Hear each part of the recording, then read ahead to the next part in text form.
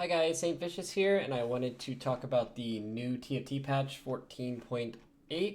There's a lot of changes to the way the game is going to be played, so I kind of wanted to go over all those and give you guys a heads up on how you should be looking to play the game with all the changes.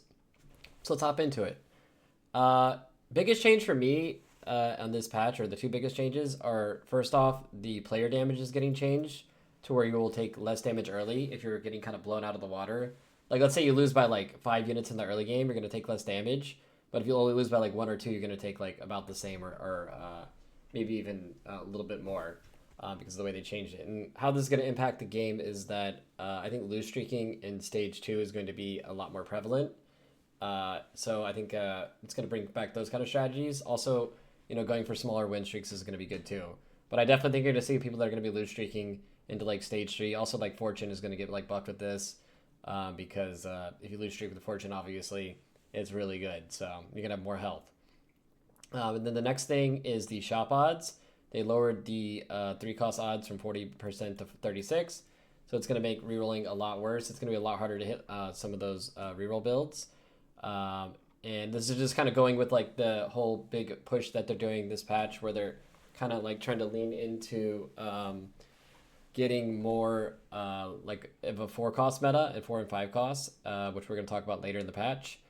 Another change is like, these are all like small changes. They like buffed Exalted a little bit.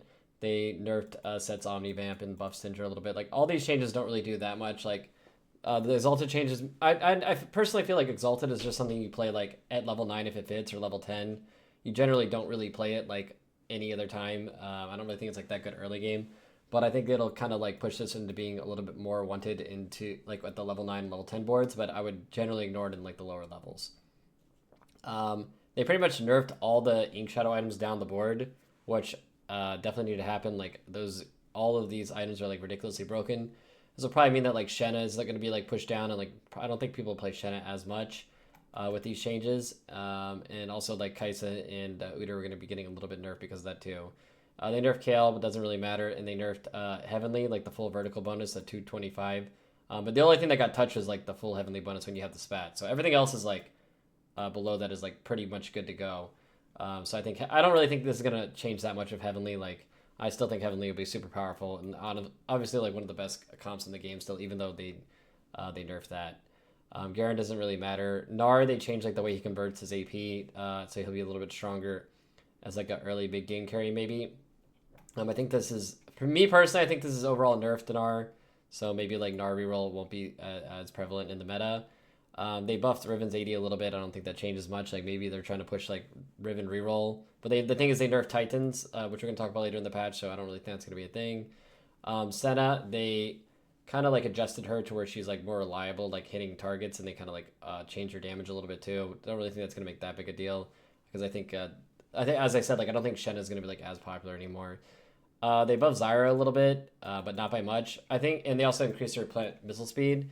I think the big change for this is going to be that AP is like kind of coming back in this patch because they buffed Lilia, and also they nerfed all these like Titan holders. Like I think Zyra is going to be like one of the premier AP item holders while you're trying to like fast level into like playing an AP build, instead of like having to rely on like hitting like Teemo or Zoe. Maloon got buffed a little bit, but don't really think it changes much. Yone got nerfed, but I think Yone is like probably not going to be played that much with all the changes that we're going to be talking about. So Yone is like, in my opinion, Yone is gone out of the meta. So that's just a small nerf alone is not it, but it's all the compounding changes. Yone is going to be pushed out of the meta. So this is like the real change that like is the biggest change on the patch to me is all of the 4-cost in the game got their health drastically increased. Like it's basically on average like 200 health on your most characters.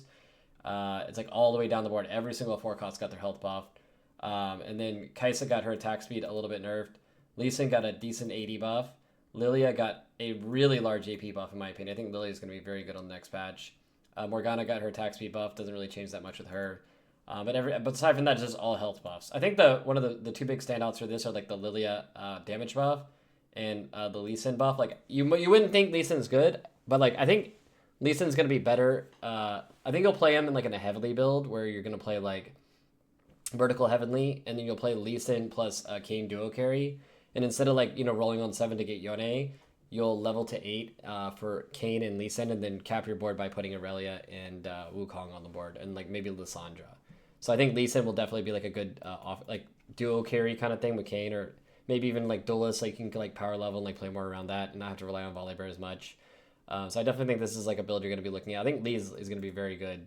Even though the changes do look small, it's mainly the health. Like going from 950 health to 1200 that is an absurd amount of health to like be gaining on a melee character. So some of the other changes, they like bug fixed how Aurelia works. I mean, she was just doing too much damage. I don't think that's going to change too much outside of like people that were abusing her with items like Sniper's Focus and things like that.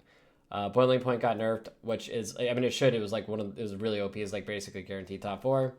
I think that build will still be like decently strong if you can like hit the whole board. And I think Amumu 3 is still strong, even though it's like harder to hit.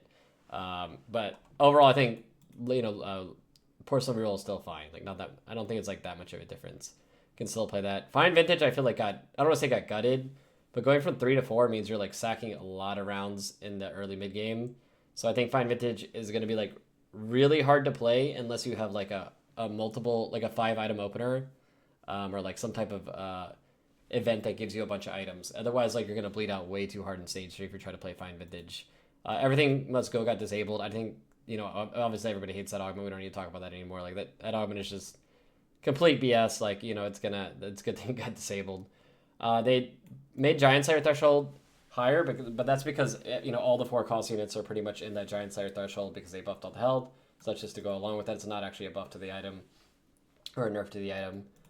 Titan's Resolve got pretty much gutted. Like I don't think anybody's going to be building Titan's Resolve anymore. This item went bye-bye because people are abusing with Yone and Volibear and those type of champions. And then they also nerfed Titan's Vow, which is the Radiant version of that. So yeah, Titans is pretty much gone out of the meta. Like I wouldn't expect anyone to build that on anybody.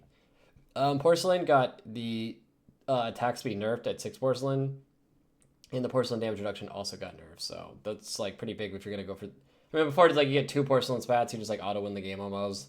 I don't really think you're gonna see people like going for that as much with these changes. Umbral Execute got buffed a little bit, but like remember Yone got nerfed. Also 3 cost odds got nerfed.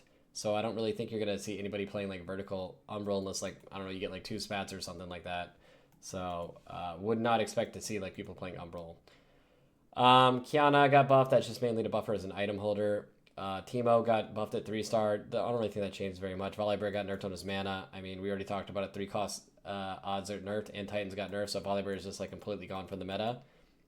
They buffed all the 5 cost units health, just kind of go along with the 4 cost. This doesn't really change too much. I mean, it basically just makes like all the units in the game tankier, like 4 and 5 cost. So people are like not really going to be like, I don't think people are going to be playing 3 cost carries very much because everything is so tanky at 4 and 5 cost. And then they bug fix Xayah, which gives her a small damage boost because her quills were not working with Trick Shot properly.